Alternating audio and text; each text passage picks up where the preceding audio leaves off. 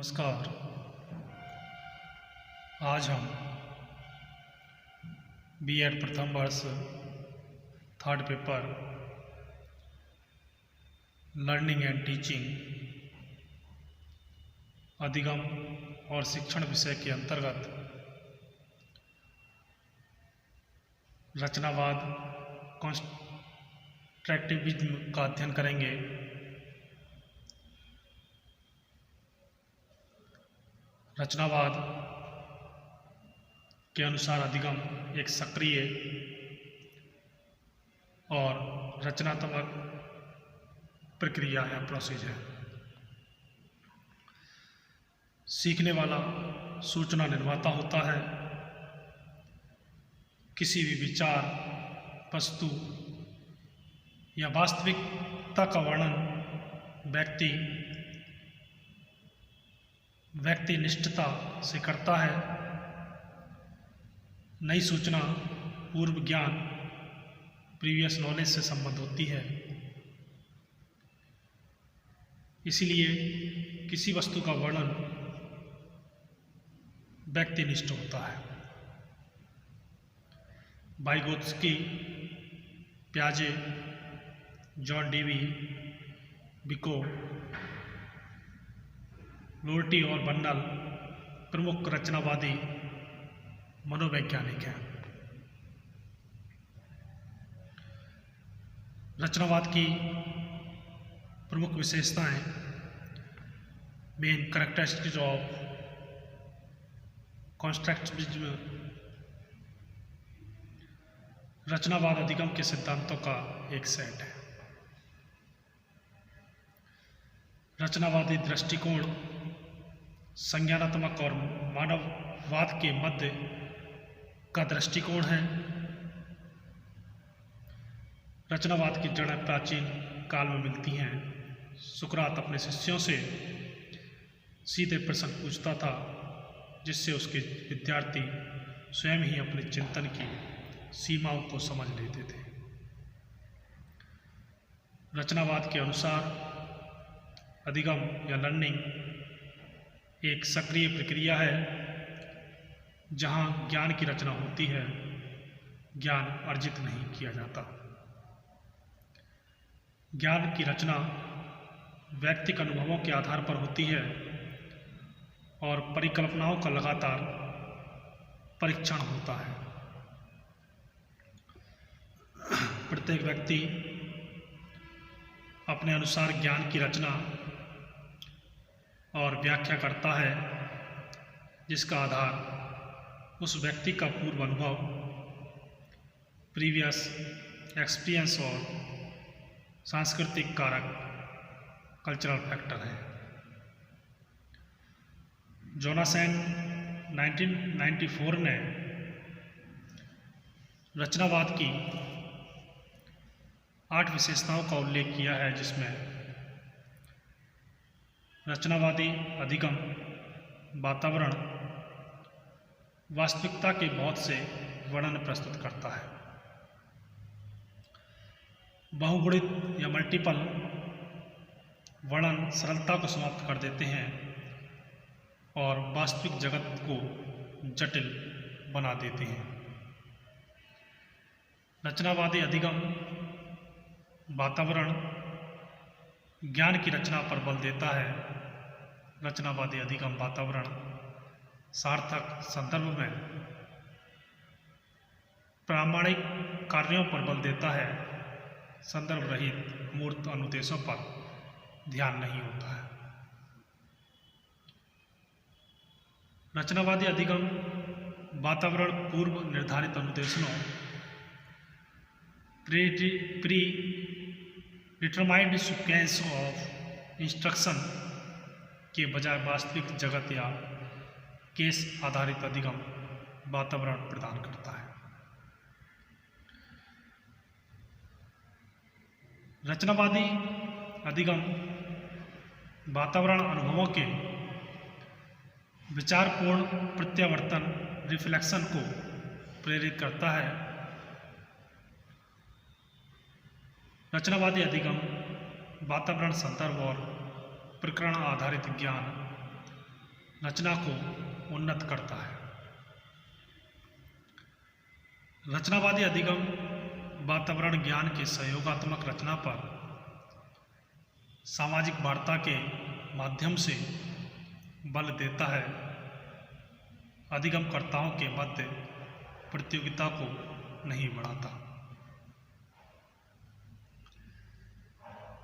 संज्ञानात्मक रचनावाद की अवधारणा कॉन्सेप्ट ऑफ कॉग्निटिव कंस्ट्रक्टिविज्म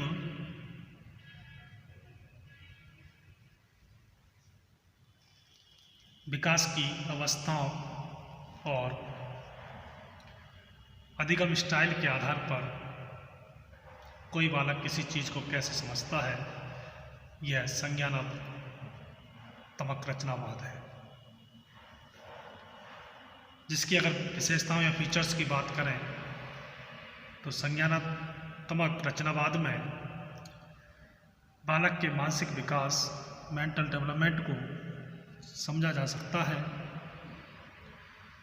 बालक संज्ञानात्मक रूप से चीज़ों को किस प्रकार समझता है ये पता चलता है। सामाजिक रचनावाद की अवधारणा कॉन्सेप्ट ऑफ सोशल कॉन्ट्रैक्टिविज्म सामाजिक रचनावाद इस बात पर बल देता है कि सामाजिक अंतःक्रिया से अर्थ और बोध का विकास कैसे होता है। जिसकी फीचर्स की अगर बात करें विशेषताओं के बारे में, तो बालक समाज में रहकर किस प्रकार समायोजन करता है, समाज में रहकर बालक किस प्रकार अंतःक्रिया इंटरेक्शन करता है, समझा जाता है। अब बात करते हैं कोऑपरेटिव लर्निंग, सहगामी, सहभागी या सहकारी अधिगम।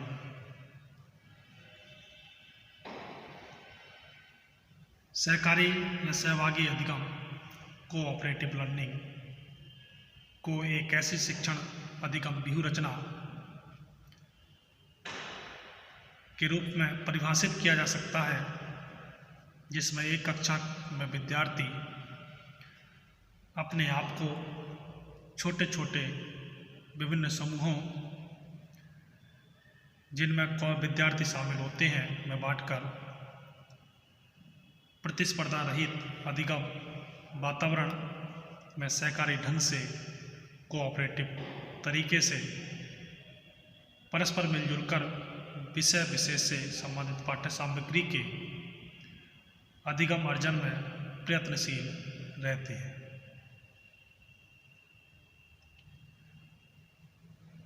अब बात करते हैं सहकारी सहगामी अधिगम की विशेषताएं, कैरेक्टरिस्टिक्स ऑफ कोऑपरेटिव लर्निंग। सहकारी या सहगामी अधिगम कोऑपरेटिव लर्निंग से जुड़ी कुछ मूलभूत धारणाओं और विशेषताओं को हम इस प्रकार व्यक्त कर सकते हैं, जिसके अंतर्गत सबसे पहले सहगामी अधिगम प्रणाली कोऑपरेटिव लर्निंग प्रणाली में शिक्षण अधिगम को, टीचिंग लर्निंग को विषय और अध्यापक केंद्रित बनाने की अपेक्षा विद्यार्थी केंद्रित स्टूडेंट सेंटर बनाने पर ही जोर देती है।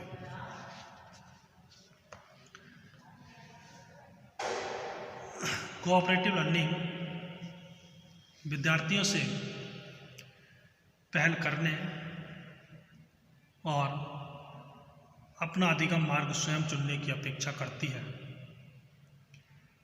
उन्हें शिक्षक या टीचर द्वारा तय मार्ग पर चलने को मजबूर नहीं करती।